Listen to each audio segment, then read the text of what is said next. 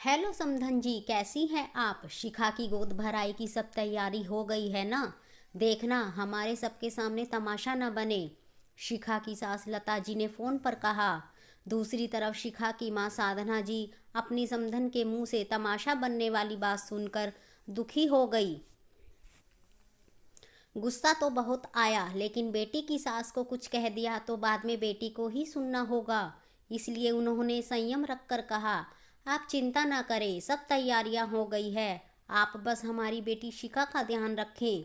हाँ हाँ, क्यों नहीं, आखिर आपकी बेटी हमारी बहू भी तो है, कहकर लता जी ने फ़ोन काट दिया। साधना जी परेशान हो गई, क्योंकि अभी कुछ दिन पहले ही तीज पर उन्होंने बहुत सारा सामान बेटी के ससुराल भिजवाया था। शादी के 2 साल बाद भी हर त्योहार पर लता जी कोई ना कोई रिवाज बताकर अपना लालच पूरा कर लेती थी। शिखा की माँ सब जानती थी, लेकिन जहाँ बात रीति रिवाज की आ जाए वहाँ चुप रहने के अलावा कोई चारा भी नहीं था। शिखा उनकी बड़ी बेटी थी। उसके 2 छोटे भाई बहनों की पढ़ाई का खर्चा और साथ ही शिखा के पापा की क्लर्क की नौकरी में तनख्वाह भी बहुत ज़्यादा नहीं थी, लेकिन फिर भी वह अपनी हैसियत से बढ़कर बेटी को देते थे। शिखा अपने घर की स्थिति के बारे में सब जानती थी। उसने अपनी सासू माँ से बात करने की कई बार कोशिश भी की, लेकिन उनका एक ही जवाब होता था, बेटी को देने में कंजूसी कैसी, और इस घर की बहू होने के नाते तुम्हारा भी फर्ज बनता है, तुम यहाँ के तौर तरीके अपना लो। शिखा समझ गई कि उसकी बातों पर का सासू माँ पर कोई असर नहीं होने वाला। फिर उसने अपने पति लोकेश से बात की, लेकिन कोई फ़ायदा नहीं हुआ, क्योंकि इस मामले में जब भी लोकेश अपनी माँ से बात करता तो घर में बवाल हो जाता। घर के बड़ों के बीच की बात कहकर लता जी उसे भी चुप करवा देती। फिर गोद भराई की रस्म का दिन आ ही गया। शिखा के मम्मी पापा ने अपनी तरफ से बहुत खर्चा किया, लेकिन फिर भी लता जी ने कुछ ना कुछ कमी निकाल ही दी और जाते जाते सबको सुना भी दिया। इस बार जो हुआ सो हुआ। मैं कुछ नहीं कहूँगी, लेकिन बच्चा होने पर तो कम से कम हमारा मान सम्मान ठीक ठाक कर देना। सब हमारे रीति रिवाजों को ध्यान में रखकर ही लाना। यह सुनकर शिखा की घर वालों को बहुत बुरा महसूस हुआ, लेकिन हंसी खुशी का माहौल न बिगड़े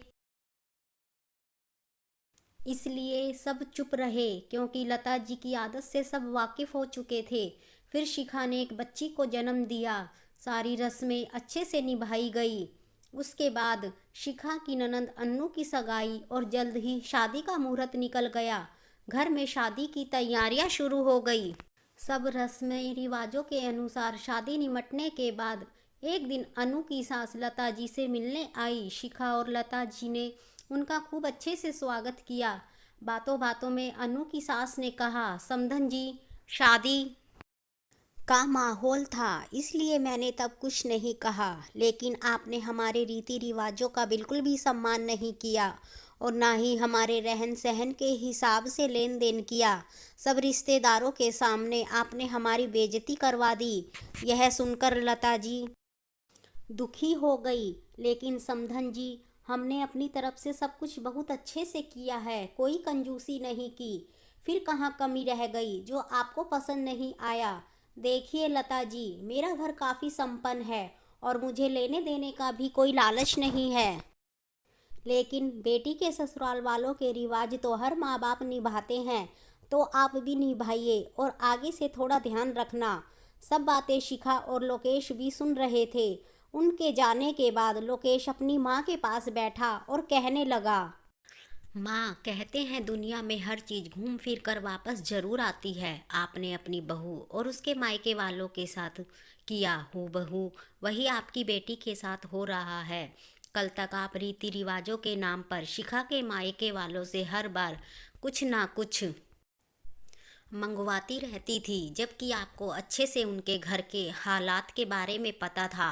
मैंने बहुत बार आपको समझाने का प्रयास किया, लेकिन आप तो समझने को तैयार ही नहीं थी। आज ठीक वैसे ही अनु के ससुराल वाले आपके साथ कोई ना कोई मांग कर रहे हैं। भले ही आपने अपनी तरफ से अपनी बेटी को अच्छे से अच्छी चीज़ें दी, लेकिन उसकी सास को कुछ पसंद नहीं आया। अब आपको कैसा लग रहा है? माँ, अपने शौक और अपना घर तो अपनी कमाई से ही चलता है, फिर यह लालच क्यों? कोई दुखी होकर आपकी फरमाइश पूरी कर रहा है ताकि आप उसकी बेटी को परेशान ना करो। क्या यह चीज़ सही है? अगर आप लालच न दिखाती तो हो सकता था कि शायद अनु की सास भी लालची ना होती। आपकी बहू शिखा के माता पिता भी आपकी बातों से इसी प्रकार दुखी होते होंगे जैसे आज आप हो रही हो। लता जी को सब बात समझ में आ गई। फिर उन्होंने शिखा का हाथ पकड़कर कहा, बेटा मुझे माफ़ कर दो, मैं बेटे की माँ बनकर लालच में आ गई थी और मुफ्त का सामान पाने की लालसा में अपने ही रीति रिवाज बना रही थी। आज जब मेरे साथ हुआ तब मैं महसूस कर पा रही हूँ कि तुम्हारी माँ पर भी यह सब बीतता होगा। अब से मैं ऐसा कुछ भी नहीं करूँगी। मैं दिल से तुझसे माफ़ी मांगती हूँ। शिखा भी यह सब सुनकर अपनी सासू माँ के गले लग गई। दोस्तों, कुछ सास बहुत अच्छी होती हैं जो लेन देन में कम विश्वास रखती हैं, लेकिन आज भी ऐसे बहुत लोग हैं जो रीति रिवाज के नाम पर बहू के मायके वालों से कुछ ना कुछ मांगते ही रहते हैं। हमें समझना चाहिए कि रीति रिवाज रिश्तों को करीब लाने के लिए होते हैं, ना कि रस्मों के नाम पर दूसरों से कुछ पाने की उम्मीद करने के लिए। इस वीडियो को लेकर आपकी क्या राय है, नीचे कमेंट करके मुझे ज़रूर बताइएगा। आपको अगर यह वीडियो अच्छी लगी है तो इसे एक लाइक करिएगा, शेयर करिएगा और ऐसी ही फैमिली स्टोरी देखने के लिए आप हमारे चैनल फैमिली स्टोरी को सब्सक्राइब कर लीजिए।